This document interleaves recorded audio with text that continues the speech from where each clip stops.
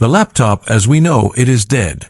For years, we've been told that we reached the peak of portable computing.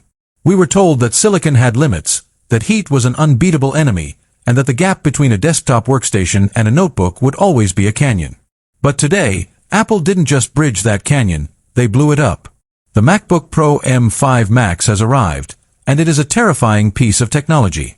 It's the kind of machine that makes you realize how slow your current setup actually is, even if you're rocking last year's M4. We are talking about a total architectural shift, a leap in artificial intelligence integration that feels like science fiction, and power efficiency that defies the laws of physics. Welcome to my channel Tech Launch. Subscribe my channel and click on the bell icon for the new tech updates.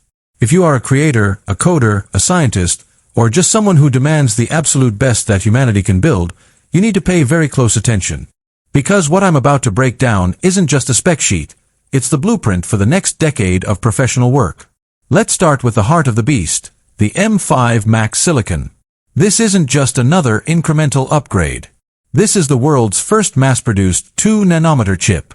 To put that in perspective, we are packing billions of transistors into a space so small that it's almost impossible to comprehend. But the numbers that actually matter are the ones that affect your life. Apple is claiming a 50% increase in multi-core performance over the M4 Max. Think about that. We aren't talking about a 5 or 10% bump. We are talking about half again the power. This means that 8K ProRes video renders that used to take you an hour are now happening in 20 minutes. It means that complex 3D environments that used to stutter and lag are now fluid at 120 frames per second. The M5 Max isn't just fast, it's instant. But the real magic of the M5 Max isn't just raw speed, it's the neural engine. We've entered the age of local AI. While everyone else is busy sending their data to the cloud, waiting for a server to process their requests, the MacBook Pro M5 Max is doing it all on your lap. This new neural engine is 100 times faster than the one found in the original M1. It allows for real-time generative tasks that were previously impossible. Imagine editing a photo and simply telling your Mac to change the lighting to a sunset and add a realistic mountain range in the background, and watching it happen pixel by pixel in real time, without an internet connection. This is the sovereignty of power.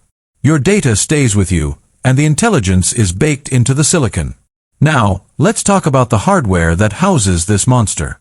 The design of the MacBook Pro has remained relatively static for a few years, but with the M5 Max, Apple has introduced the titanium alloy chassis. It's thinner, it's lighter, and yet it's structurally more rigid than anything they've ever built. But the real star of the show is the display. They are calling it the Ultra XDR Pro. This is a tandem OLED panel that reaches a staggering 3,500 nits of peak brightness.